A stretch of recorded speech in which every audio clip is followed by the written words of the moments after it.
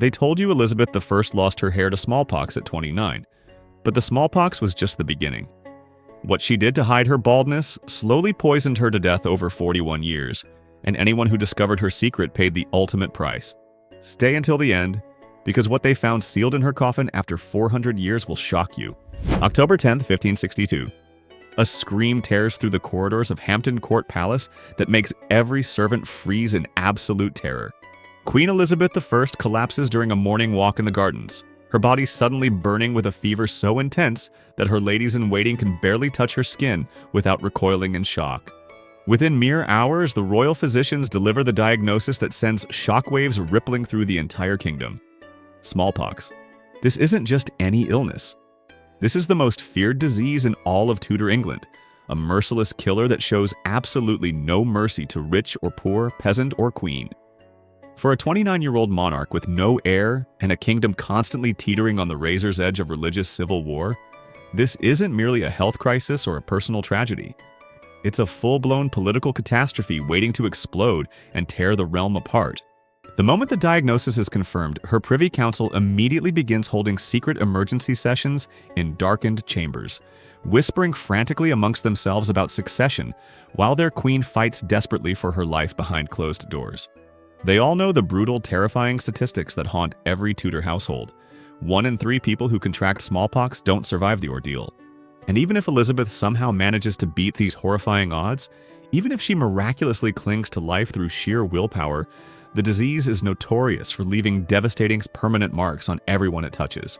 Her counselors are already preparing detailed contingency plans for the worst-case scenario, quietly debating in hushed tones which noble family has the strongest legitimate claim to the English throne when their young queen inevitably dies. Because in 1562, when smallpox strikes your household, survival seems less like a probability and more like a divine miracle, and miracles are in desperately short supply in Tudor England. The royal physicians immediately rush Elizabeth to her private bedchamber, their faces grim and pale with the terrible knowledge of exactly what's coming next. They quickly strip away her elaborate gowns and jeweled accessories as the fever climbs higher and higher, her body trembling and convulsing violently beneath their hands. Elizabeth rapidly becomes delirious, her brilliant mind trapped in horrifying fevered nightmares where she calls out desperately for her long-dead father, Henry VIII, begging him through tears not to send her to the Tower of London, where her mother was executed. The doctors arrive carrying their medieval medical instruments and remedies, treatments that are honestly more torture than actual medicine, based entirely on superstition and folk wisdom, rather than any real scientific knowledge. They begin wrapping Elizabeth's entire body in layers upon layers of red cloth, because Tudor medicine genuinely, truly believed that red-colored fabric would somehow magically prevent permanent scarring from smallpox lesions. The logic behind this practice was completely insane and utterly absurd, rooted in absolutely nothing but ancient superstition passed down through countless generations. But when you're literally staring death directly in the face, you'll desperately try absolutely anything that might possibly help.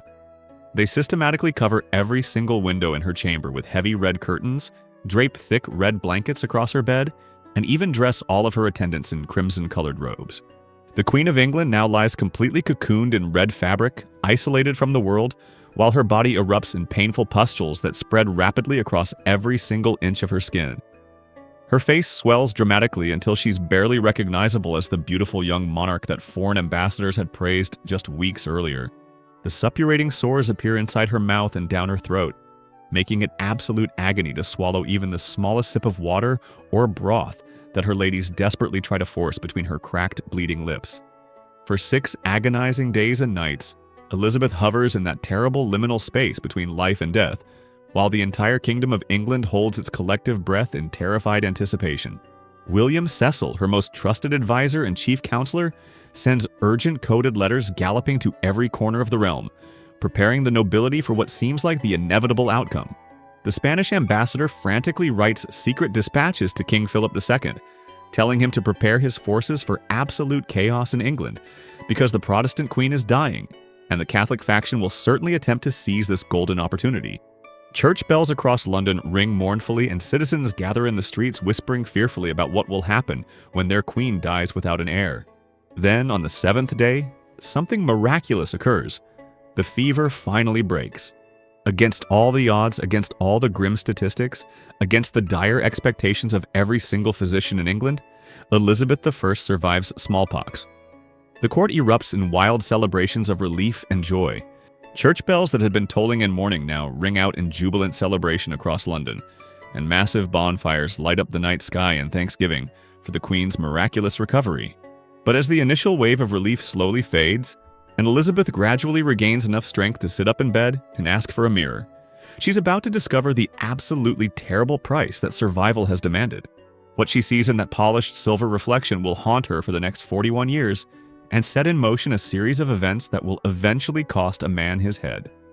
When Elizabeth finally looks at her reflection for the first time since the fever broke, the mirror reveals a nightmare she wasn't prepared to face. Her once beautiful face, which foreign ambassadors had described in glowing diplomatic letters as uncommonly lovely, now bears the unmistakable scars of smallpox across her cheeks and forehead. The pockmarks crater her skin in irregular patterns, permanent reminders of the disease that nearly claimed her life. But that's not even the worst part of what she sees staring back at her. Her hair, that magnificent Tudor red-gold mane that had been her pride, her vanity, her signature feature that painters always captured in portraits, has been absolutely ravaged by the illness. Large patches have fallen out completely during her 6-day ordeal, leaving visible areas of bare scalp showing through. What remains of her once glorious hair is thin, brittle, damaged, and breaking off in her lady's hands when they try to brush it. Medical historians now understand that Elizabeth was suffering from severe telogen effluvium, a condition where extreme physical or emotional stress causes a massive percentage of hair follicles to simultaneously enter the shedding phase. The fever, the disease, the trauma her body endured, all of it triggered a catastrophic hair loss event that left a 29-year-old queen looking decades older than her years. For any woman in Tudor England, this would be devastating. But for Elizabeth I, whose entire authority and power rested partly on her image and appearance, whose position as a female ruler was constantly questioned and challenged, whose enemies were always looking for any sign of weakness they could exploit, this was nothing short of catastrophic. In Tudor society, a woman's hair carried enormous symbolic weight that's difficult for modern people to fully comprehend. Long, thick, lustrous hair was considered the ultimate marker of femininity, youth, vitality, and even moral virtue. Queens were expected to embody physical perfection as a reflection of divine favor and natural authority. A woman's crowning glory, literally her crown of hair, was supposed to demonstrate that God approved of her position and power. Baldness or significant hair loss in a woman was considered deeply unnatural, possibly a sign of divine displeasure or even a curse from God. In a superstitious age where people believed that physical appearance directly reflected inner character and spiritual state, looking damaged or disfigured could be interpreted as evidence that you were unfit to rule. Elizabeth had already spent her entire reign up to this point, fighting desperately to be taken seriously as a female monarch in a world that fundamentally believed women were inherently unfit to govern nations. She'd survived numerous assassination plots, constant political pressure to marry and surrender her power to a husband, and endless challenges to her authority from both Catholic and Protestant factions. Her youth and striking appearance had actually been powerful weapons in her diplomatic arsenal, tools she wielded skillfully in negotiations with foreign ambassadors and in maintaining control over her own fractious court. Now that weapon had been brutally stripped away by a disease that left her looking older, scarred, and, according to the absolutely brutal standards of Tudor beauty, essentially ruined. The psychological impact on a proud, vain, intelligent young woman who understood better than anyone that monarchy is theater in appearance is everything cannot be overstated. Elizabeth makes a decision in those dark days of recovery that will ultimately define the rest of her entire reign and slowly kill her over the next 4 decades. She decides she will never let anyone see the real Elizabeth again. She will create a new face, an artificial persona, a carefully constructed image of eternal youthful beauty that will replace the damaged reality hidden beneath. And to accomplish this ambitious goal, she turns to a substance that wealthy European women are paying fortunes to obtain: Venetian Ceruse. This miracle cosmetic is imported at enormous expense from Venice, where artisans have perfected the formula that creates the pale porcelain complexion that Tudor beauty standards demand. The mixture consists of white lead ground into an extremely fine powder and then mixed with vinegar to create a thick, paste-like substance that can be spread across the face like wet plaster. When it dries and sets, it forms a flawless, smooth white mask that covers every scar, every pockmark, every wrinkle, every imperfection. The effect is absolutely striking. Women who wear Venetian Ceruse look like they have perfect alabaster skin that seems almost otherworldly in its flawless uniformity. But here's the absolutely crucial detail that these wealthy women either don't fully understand or actively choose to ignore in their desperate pursuit of beauty. The main active ingredient is lead. Not just any lead, but white lead, one of the most toxic substances known to humanity, which is slowly absorbed through the skin every single day it's worn, accumulating in the body's tissues and bones, building to poisonous levels that will eventually cause catastrophic damage. Lead poisoning is insidious because it's cumulative and irreversible. There's no safe level of lead exposure. Every application adds more toxins to your system that your body cannot eliminate or process effectively. The lead from Venetian Ceruse doesn't just sit on the surface of the skin. It penetrates through the pores, enters the bloodstream, and begins accumulating in soft tissues and bones, where it will remain for decades, slowly destroying the body from within. The symptoms of chronic lead poisoning read like a horror story. Progressive neurological damage causing mood swings, violent temper tantrums, depression, anxiety, and memory loss. Severe gastrointestinal problems, including chronic stomach pain and digestive issues. Devastating damage to the kidneys and liver. Accelerated hair loss, making the very problem Elizabeth is trying to hide exponentially worse with every application. Destruction of skin tissue causing lesions, discoloration, and premature aging that requires even thicker applications of the toxic makeup to conceal. Tooth decay and gum disease so severe that teeth turn black and eventually fall out completely. And perhaps worst of all, the lead literally eats through facial tissue over time, causing the skin to deteriorate and break down until witnesses in Elizabeth's final years would describe her face as appearing to melt off her skull. But in 1562, freshly scarred and partially bald from her smallpox ordeal, Elizabeth doesn't know these long-term consequences. Or perhaps she knows, but simply doesn't care because the alternative, appearing in public as a scarred, balding woman, is politically unthinkable and potentially fatal to her reign. Elizabeth begins her deadly beauty ritual that will continue every single morning for the next 41 years without exception. The process takes hours and requires her most trusted ladies-in-waiting working together with practiced precision. They start by spreading the thick white Venetian Ceruse paste across her entire face in careful layers, each application smoothed and blended meticulously until her skin looks like polished white marble with absolutely no trace of natural human texture visible. The coverage extends down her neck and across her décolletage, creating a seamless porcelain surface. Then comes the rouge for her cheeks, made from a mixture of plant dyes mixed with, ironically, even more toxic substances including mercury compounds. Her lips are painted a deep, dramatic red using cinnabar, which is mercury sulfide. Her eyebrows, which have also thinned significantly from the smallpox, are darkened and filled in using coal made from antimony or coal. By the time the transformation is complete, Elizabeth looks like a living statue, a porcelain doll version of herself that bears only superficial resemblance to the flesh and blood woman underneath the mask. Foreign ambassadors who see her in person write confused, somewhat disturbed letters back to their home courts describing her appearance as startling, unnatural, almost supernatural. Some describe her as looking more like an elaborate religious icon or painted statue than an actual human woman. But here's the truly terrible irony that seals Elizabeth's fate. The very makeup she's using religiously to hide the damage caused by smallpox is actively causing even more severe damage with every single application, creating a vicious cycle she can never escape. The lead from the Venetian Ceruse begins its slow, methodical destruction of Elizabeth's body almost immediately, though the effects won't become fully apparent for several years. Every morning when her ladies apply that thick white paste to her face, more lead molecules seep through her pores and enter her bloodstream, where they begin accumulating in her bones and soft tissues. The poisoning accelerates her hair loss dramatically, triggering a cascading disaster. The smallpox had already caused severe damage to her hair follicles, but the constant exposure to lead toxins makes it virtually impossible for healthy hair to regrow. What little hair she has left becomes increasingly thin, brittle, and weak, breaking off easily and continuing to fall out in alarming quantities. By the late 1560s, less than a decade after she started wearing the makeup daily, Elizabeth has lost most of her natural hair completely. Large sections of her scalp are completely bald, with only sparse, wispy patches remaining around the edges. This creates an even more desperate need for the elaborate wigs that will become her signature look. But the lead poisoning doesn't stop with her hair. It systematically attacks her skin, creating inflammation, lesions, and areas of discoloration that require progressively thicker applications of the toxic makeup to conceal effectively.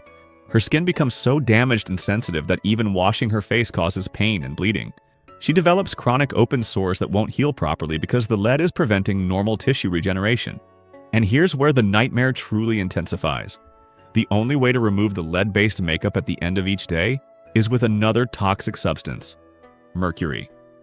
The makeup removal process becomes its own special form of daily poisoning. To dissolve and remove the thick layers of lead-based ceruse, Elizabeth's ladies use a mixture that typically contains mercury compounds, eggshells, and alum. Mercury is one of the few substances that can effectively break down and remove lead-based cosmetics, but it's arguably even more toxic than the lead itself. Every night, they apply this mercury-laced solution to her face, essentially using one poison to remove another poison.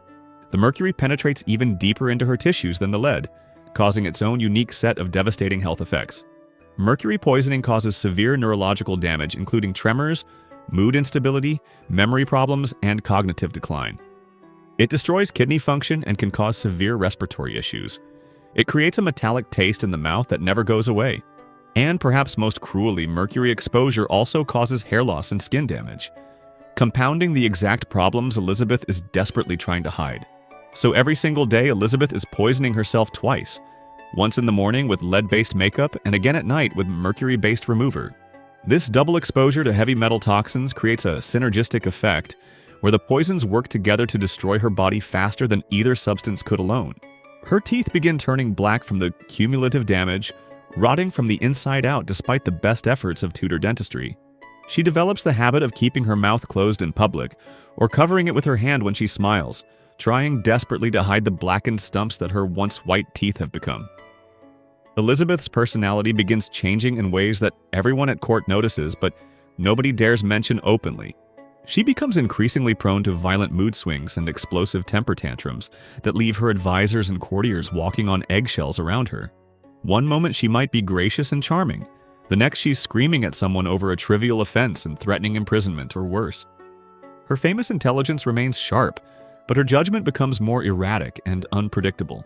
She grows paranoid, seeing plots and conspiracies everywhere, suspecting even loyal servants of betrayal. Medical historians now recognize these symptoms as classic signs of chronic heavy metal poisoning, affecting her brain chemistry and cognitive function. The lead and mercury are literally destroying neural pathways, causing chemical imbalances that manifest as psychological instability. She suffers from terrible headaches that last for days, bouts of memory loss where she can't remember conversations from hours earlier, and periods of deep depression where she withdraws completely from court activities. Her ladies report that she sometimes stares at herself in mirrors for hours, touching her face obsessively, checking to make sure the mask is still intact and no one can see what's underneath. The psychological toll of maintaining this elaborate deception for decades, combined with the actual physical poisoning happening in her brain, creates a toxic mental state that only grows worse with each passing year. But she can't stop. She's trapped in a prison of her own making, unable to appear in public without the poisonous mask that's slowly killing her, yet unable to survive politically if she reveals the truth beneath it. By the 1570s, just a decade into her daily poisoning routine, Elizabeth has transformed herself into something that barely resembles a natural human being. The morning preparation ritual has evolved into an elaborate theatrical production that begins before dawn every single day without exception. Her most trusted ladies enter her bedchamber while it's still dark outside, because Elizabeth has decreed that absolutely no one, not courtiers, not servants, not even high-ranking nobles, can see her without her costume. What happens in that locked room is a carefully guarded state secret, known only to a handful of women who have served her for decades, and who understand with absolute clarity that their lives depend completely on their continued silence. First comes the wig. These aren't simple hair pieces or modest coverings. These are architectural marvels of engineering and artistry, towering constructions of red gold curls built on complex wireframes that add nearly a foot to her height. The wigs are made from real human hair purchased at absolutely enormous expense from women across Europe who are willing to sell their hair for the right price. Teams of skilled artisans spend weeks styling each wig to recreate that distinctive Tudor red-gold color that Elizabeth was born with, but lost decades ago to smallpox and lead poisoning. As she ages and her need for concealment grows more desperate, the wigs become progressively more elaborate, more towering, more decorated with precious jewels and strands of pearls and gold thread woven through the curls until each wig weighs several pounds and requires multiple long pins driven through padding on her head to stay secure. The construction and application of these wigs is so extraordinarily complex that it takes two highly trained ladies working together for over an hour just to position and secure each one properly on her head. They have to balance the massive weight carefully so it doesn't slide or shift during audiences or ceremonies, which would be an absolute disaster. Once the wig is finally secured, they move on to the face. The Venetian Ceruse is applied in multiple thin layers rather than one thick coating, each layer smoothed and blended with expert precision until her skin achieves that otherworldly white marble appearance that has become her signature look. By the later years of her reign, witnesses report that the makeup is so thick it cracks when she speaks, creating fissures in the white surface that her ladies have to constantly repair throughout the day. Some accounts claim the makeup is literally an inch thick in places, creating a mask so heavy and rigid that it restricts her facial expressions. The clothing Elizabeth chooses is equally calculated to conceal her real body and create an artificial geometric silhouette. She wears the highest, most elaborate neck ruffs in all of England, massive starched collars that extend outward from her neck like enormous halos, some measuring over a foot in diameter. These serve multiple strategic purposes. They frame her white-painted face dramatically, drawing the viewer's eye exactly where she wants it to go. They physically prevent anyone from getting close enough to examine the texture of her skin or notice where the makeup ends and the damaged, discolored flesh begins. And they completely conceal her neck, which shows severe signs of aging and lead damage that no amount of makeup can adequately hide. Her bodices are structured with rigid whalebone stays that create a perfectly smooth, conical shape from her chest to her waist. This isn't about fashion or following contemporary beauty standards. This is about absolute control over her image. The rigid internal structure eliminates any hint of her natural body shape or physical decline, creating instead a geometric, almost inhuman form that looks identical whether she's 30 years old or 60. Her gowns are heavily stiffened with buckram and canvas, standing away from her body in elaborate bell shapes that make it completely impossible to determine what's actually underneath all those layers. She wears sleeves that extend well past her wrists, and she always wears gloves that cover her hands entirely because her hands show her true age and the damage from decades of lead exposure. Her skirts are so monumentally heavy and structured with internal frameworks that they move like armor, making a soft rustling sound when she walks that announces her presence before she enters a room. Every single visible inch of Elizabeth is covered, constructed, artificial, engineered. Foreign ambassadors write increasingly confused letters home to their kings, describing a queen who looks less like a flesh and blood woman and more like an elaborate religious icon or mechanical doll. But maintaining this incredibly complex illusion requires something even more valuable than expensive wigs and toxic makeup. It requires absolute, ruthless control over who sees Elizabeth without her costume and when. Elizabeth enforces this control with terrifying ruthlessness that leaves no room for mistakes or accidents. Only her innermost circle of ladies-in-waiting, women who have served her loyally for decades and proven their discretion beyond any shadow of doubt, are ever permitted to see her during the long morning preparation ritual. These women sign documents swearing absolute silence about what they witness behind those locked chamber doors. The penalties for breaking that oath aren't merely dismissal from service or loss of position. The penalty is treason, which means torture and execution. Elizabeth makes it crystal clear that anyone who speaks about her true appearance will be destroyed completely, along with their entire family. She limits her personal physicians to a tiny, carefully vetted group who have treated her since before she became queen, men who understand that patient confidentiality in her case is literally a matter of life and death. These doctors are required to sign legal documents, swearing never to discuss her medical condition with anyone. Not with medical colleagues, not with family members, not even with other members of her own privy council. When foreign ambassadors request audiences, they see only the finished product presented under carefully controlled conditions. Every meeting is staged with almost military precision, with Elizabeth positioned in specific chairs at specific angles, with specific lighting conditions that have been calculated to show her to maximum advantage. If she's feeling ill, or if her makeup isn't perfect that day, or if the lighting isn't exactly right, audiences are simply canceled without detailed explanation. High-ranking nobles sometimes wait for weeks or even months for a scheduled meeting that keeps being mysteriously postponed because the queen has decided the conditions aren't suitable.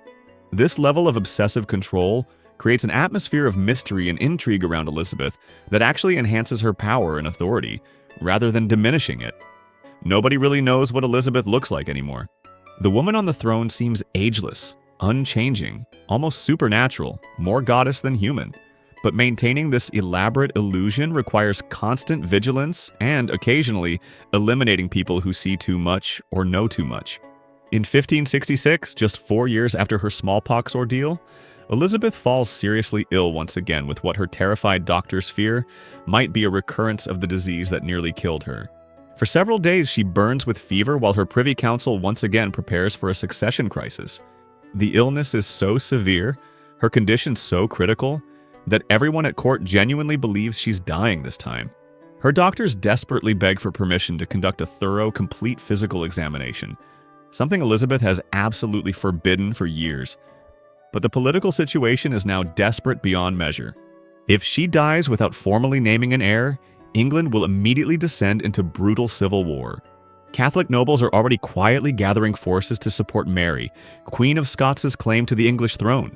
Protestant factions are bitterly divided over who they would support in that scenario. The kingdom is literally hours away from complete chaos and possible foreign invasion. Finally, with her council threatening to break down her chamber door and force an examination if she doesn't consent, Elizabeth reluctantly grants permission for her personal physician, Dr. Hewick, to examine her completely and thoroughly. Dr. Hewick is 63 years old at this point, a highly respected physician who has faithfully served the Tudor family for over 30 years. He treated Elizabeth when she was just a princess, attended her through her smallpox crisis in 1562, and is considered absolutely trustworthy and discreet. He enters her bedchamber alone, and what happens next has haunted historians and generated endless speculation for over 400 years. The examination lasts nearly an hour, an unusually long time for a medical consultation in that era. When Dr. Hewick finally emerges from Elizabeth's private chamber, multiple witnesses record that his face has gone completely pale, utterly drained of all color. He looks deeply troubled in a way that goes far beyond ordinary medical concern for a patient. His hands are visibly shaking. He refuses to make direct eye contact with the other anxious doctors waiting outside in the corridor. And when they press him urgently for details about the Queen's condition and prognosis, he gives only the most minimal, evasive responses possible. He prescribes some basic treatments, insists firmly that she will recover, but absolutely will not discuss what he discovered during that hour-long examination behind closed doors. This behavior is completely out of character for Dr. Hewick, who has a well-established reputation for detailed medical consultations and teaching, who normally loves discussing interesting cases with colleagues. Something he saw or discovered in that room shook him so profoundly, so deeply, that he literally cannot bring himself to speak about it, even to trusted professional colleagues who have worked alongside him for decades. After that examination, Dr. Hewick undergoes a dramatic personality transformation that everyone at court notices and whispers about. He withdraws almost completely from social functions and court activities. He stops attending the medical lectures and professional gatherings where he had previously been a popular, engaging speaker. He avoids conversations with other physicians whenever possible. When colleagues try to consult with him about the Queen's ongoing health issues, asking reasonable professional questions that would normally prompt detailed technical discussions, he changes the subject abruptly or simply walks away without explanation, leaving people staring after him in confusion. Most tellingly, Dr. Hewick stops keeping the detailed medical journals and case notes that had been his meticulous habit for decades. Every physician in that era kept careful records of interesting cases and treatments for future reference and teaching purposes. But whatever notes he might have written about that 1566 examination were never found in his papers. They vanished completely, almost certainly destroyed deliberately. 1 year later, in 1567, Dr. Hewick dies suddenly. The official death registry lists the cause as sudden fever, that conveniently vague diagnosis that explained absolutely nothing and effectively ended all inquiry into the circumstances. He was 64 years old, which wasn't particularly elderly by the standards of physicians who often practiced well into their 70s, and he had shown no obvious signs of declining health before his abrupt death. His extensive personal papers and detailed medical records, which by rights should have been carefully archived with other royal physicians' documents for historical and medical reference, disappeared completely. If he had written anything at all about what he observed during that examination, anything that might explain his shocked reaction and subsequent personality change, it vanished without a trace. This disturbing pattern would repeat itself throughout Elizabeth's entire reign. People who got too close, but who saw too much, who might have understood what she was desperately hiding, either died under mysterious circumstances or disappeared from court under highly suspicious conditions. The 3 senior physicians who attended her during her final illness in 1603 all died within 1 year of her death, a statistical anomaly that raises obvious questions. Servants who were present during the preparation of her body immediately after death were scattered across England to remote estates, given generous pensions and absolutely terrifying threats about what would happen to them and their families if they ever spoke about what they had seen. September 28, 1599, Nonsuch Palace in Surrey. The morning sun has barely risen above the horizon when a lone rider appears, his horse lathered with sweat and foam from being pushed to its absolute physical limit for days without proper rest. This isn't a casual visitor arriving for a scheduled audience or a messenger on routine business. This is a man riding like his very life depends on reaching the palace before anyone can possibly stop him.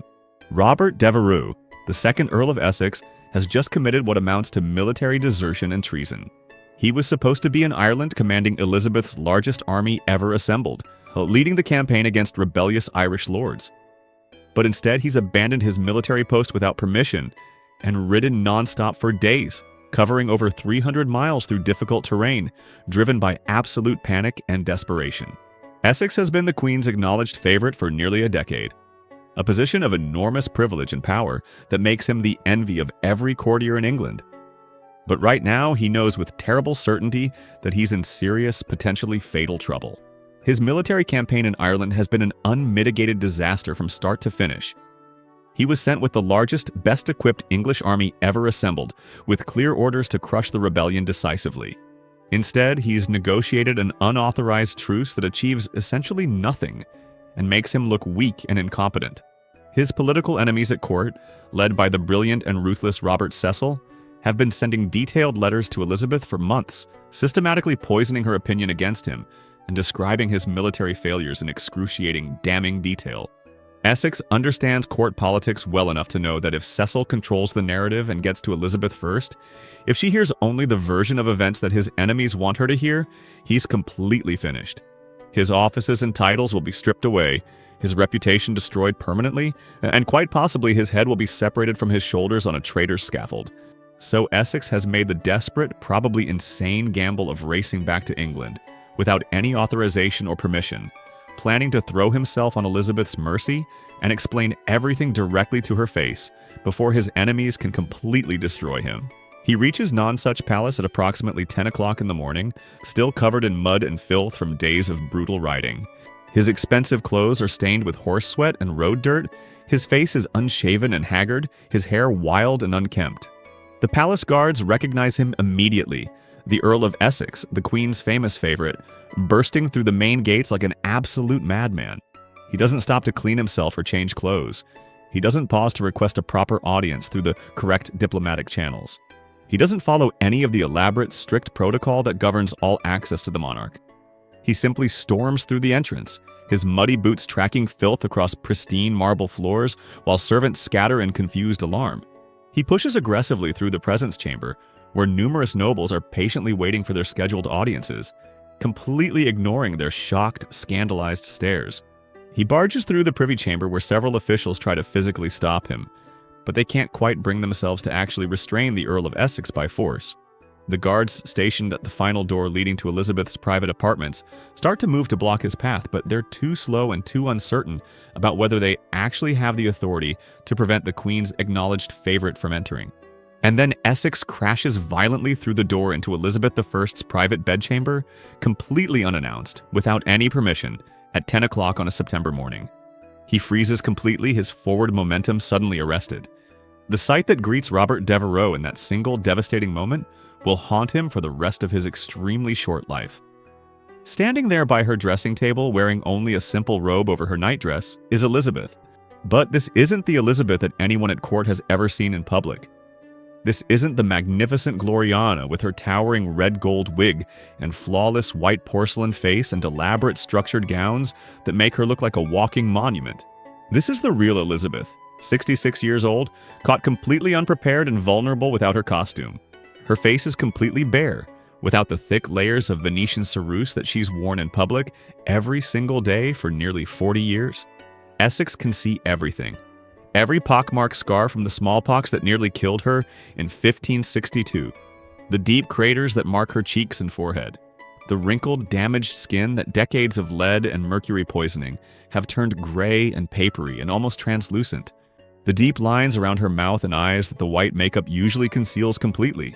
Her lips without their dramatic red paint are thin, pale, almost colorless. Her hands, which she always keeps hidden under gloves, are spotted and gnarled with prominent veins. But what shocks Essex most profoundly, what he will apparently never be able to stop talking about, is her head. There's no towering red wig decorated with jewels and pearls, no elaborate curls framing her face, no architectural marvel of hairstyling. Just her real hair, or more accurately, what's left of it after 40 years of disease and poisoning. Contemporary accounts that later circulate describe it in absolutely devastating detail. Wisps of thin, gray hair hanging limply about her ears. That's it. That's all that remains. Most of her scalp is completely bald and exposed, the skin visible through the few remaining pathetic strands. This is the secret that Elizabeth has protected with absolutely ruthless determination for 4 decades. This is what Dr. Hewick saw in 1566 that made him go pale and shake and eventually die under mysterious circumstances. This is what the Venetian ceruse and the elaborate wigs and the towering ruffs and the structured gowns have all been carefully designed to hide from the entire world. Essex stands frozen in the doorway, literally unable to move or speak, staring at this fragile, elderly woman who bears only the slightest resemblance to the magnificent, powerful monarch he's known and served for 10 years. Elizabeth stares back at him, and for just one unguarded moment, something like naked fear flashes visibly across her bare face. She's been caught. The carefully constructed mask has been violently ripped away. Her most carefully guarded state secret has been suddenly, unexpectedly exposed to one of the most politically connected and influential men in all of England. For decades, she's maintained absolute iron control over exactly who sees her and when and under what specific circumstances. She's maintained complete power over her public image. And in one moment of carelessness, of assuming she was safe and protected in her own private bedchamber at 10 o'clock in the morning, that total control has been catastrophically shattered. The silence stretches between them for what feels like an eternity, but is probably only a few seconds of frozen time. Essex's mouth hangs slightly open in shock. His eyes are wide with disbelief. His expression is a complicated mixture of shock and something that might be pity or horror, or possibly both emotions combined. Elizabeth recovers first because she always recovers first. She's the Queen of England. She has survived 41 years on a throne that literally everyone said a woman couldn't possibly hold. And she absolutely refuses to show weakness now, even caught without her wig standing in front of the man she once favored above all others in her court. She greets Essex calmly, almost warmly, as if absolutely nothing unusual has just happened. She asks pleasantly about his journey from Ireland, listens with apparent sympathy to his frantic, stumbling explanations about the military situation and the unauthorized truce. She nods understandingly at his bitter complaints about his political enemies at court. She plays the gracious, understanding monarch perfectly, the patient queen willing to hear out her loyal servant's explanations. Essex, still visibly shaken and disoriented from what he's just witnessed, stumbles awkwardly through his prepared explanations and justifications.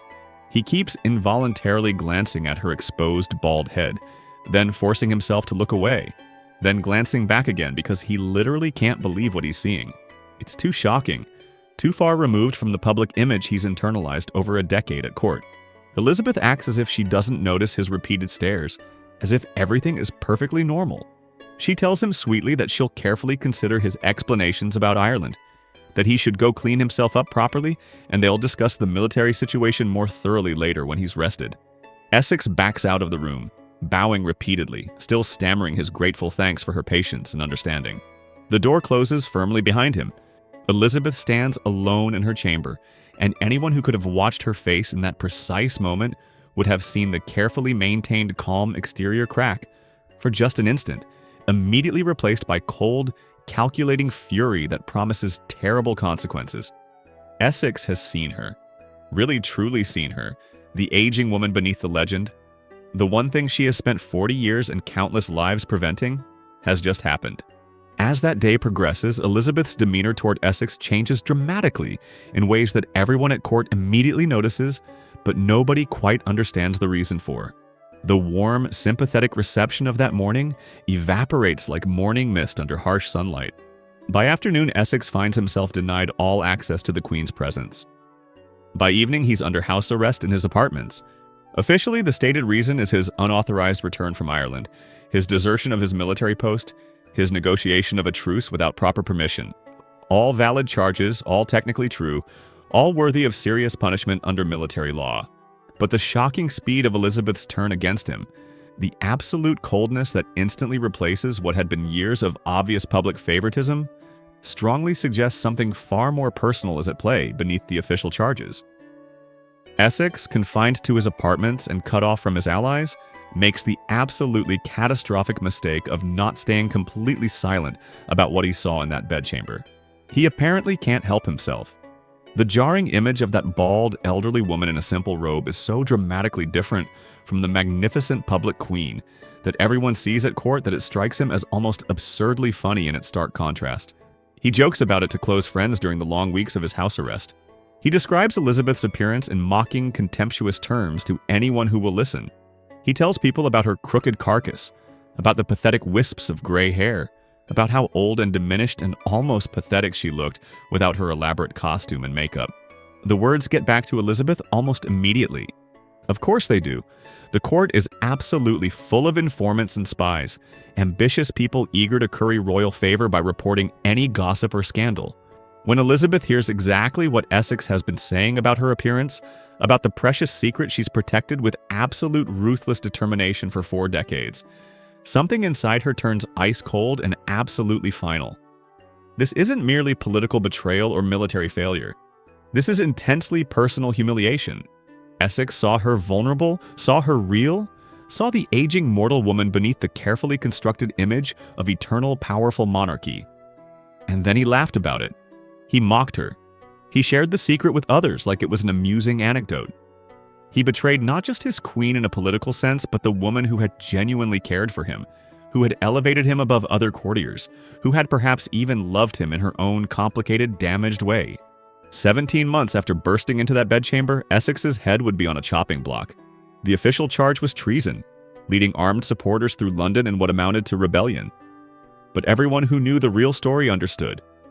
Essex died because he saw Elizabeth without her mask and then refused to stay silent about what he found there. The illusion had to be protected at any cost, even if that cost was the life of the man she once favored most in all the world. If this deep dive into Elizabeth's darkest secret shocked you, then you absolutely need to subscribe to this channel right now. We're uncovering the buried truths that powerful people spent centuries hiding, the scandals that got people killed, and the secrets that changed history forever. Hit that like button if you think it's time someone finally demands that Westminster Abbey open Elizabeth's tomb after 400 years and let modern science solve this mystery once and for all. And drop your theory in the comments. Do you think Essex really died for treason? Or was he executed for the crime of seeing Elizabeth without her wig and having the audacity to mock what he saw? Your insights might reveal something historians have been arguing about for centuries. The truth is still out there, waiting to be uncovered.